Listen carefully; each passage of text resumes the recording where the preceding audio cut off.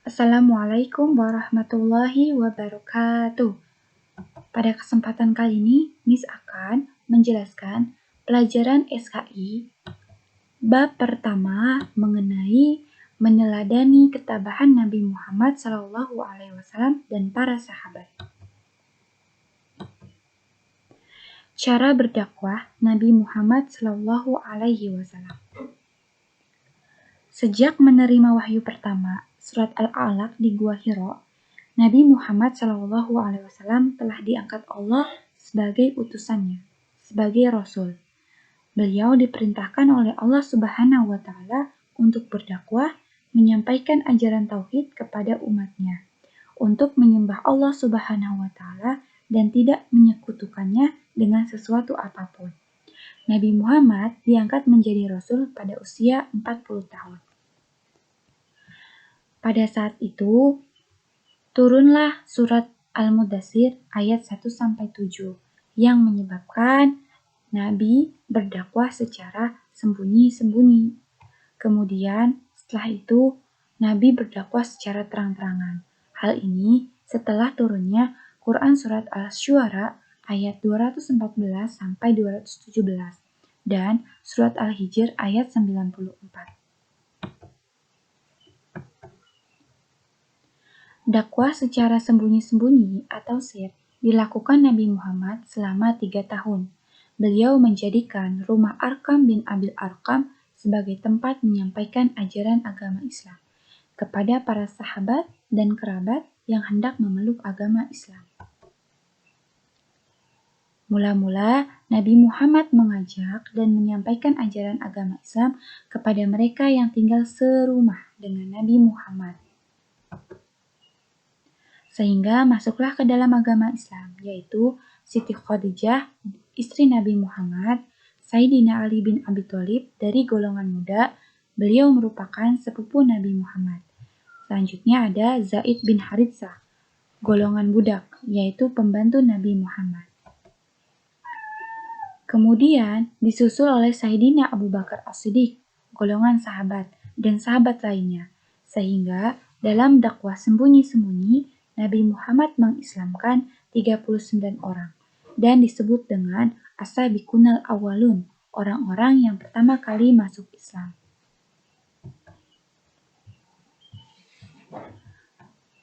Kemudian dakwah secara terbuka dilakukan Nabi Muhammad setelah turunnya wahyu surat Asy-Syu'ara ayat 214-217 dan surat Al-Hijr ayat 94. Dakwah secara terbuka atau terang-terangan dilakukan Nabi Muhammad SAW kepada para sahabat dan keluarganya di Bukit Shafa. Namun, pada saat di Bukit Shafa ini ada beberapa sebagian kaum kafir Quraisy yang menentang kehadiran Islam. Karena Islam ini adalah agama baru, mereka tokoh Quraisy seperti Abu Jahal, nama aslinya Amr bin Hisham, dan Abu Lahab, Abdul Uzza, beserta istrinya yang bernama Ummu Zamil atau Arwa binti Harb menentang kehadiran Islam sebagai agama baru. Sehingga Rasulullah dan para sahabat mengalami berbagai ancaman, penganiayaan, hingga penghilangan nyawa dalam berdakwah dan mempertahankan keislamannya. Beberapa faktor yang menyebabkan kaum kafir Quraisy menolak agama Islam, di antaranya perebutan kekuasaan.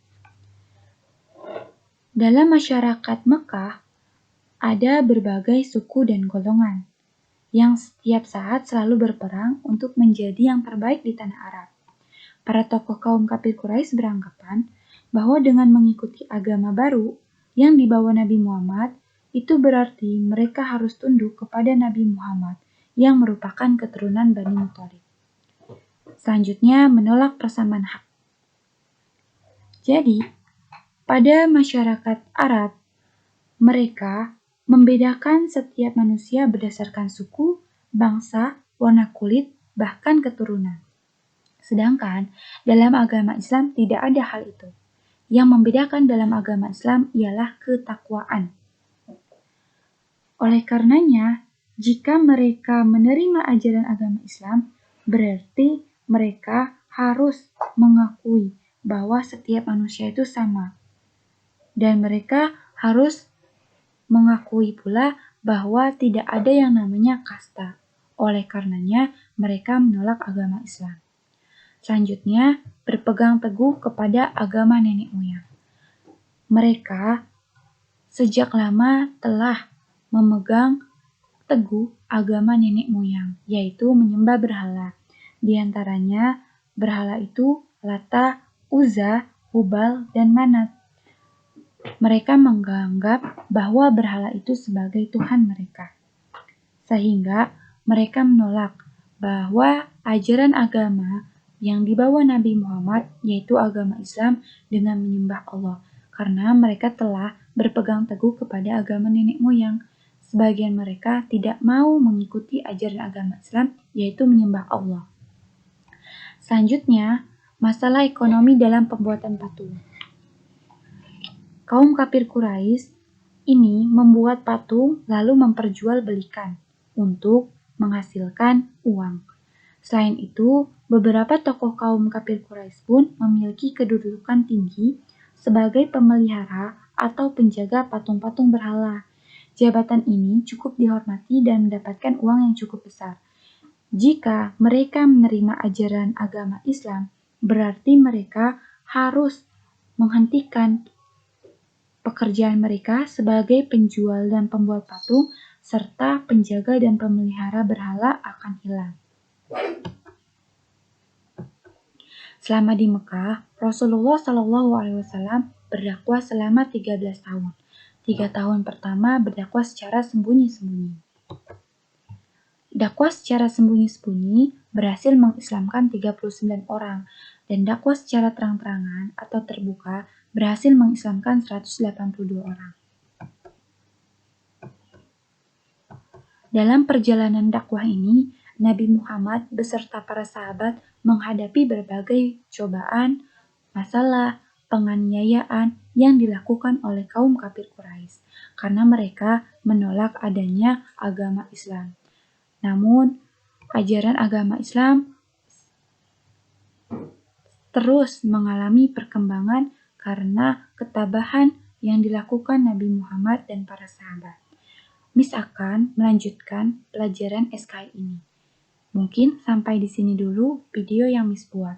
Terima kasih telah menyimak video ini. Kemudian, jawablah pertanyaan yang diberikan dengan tepat.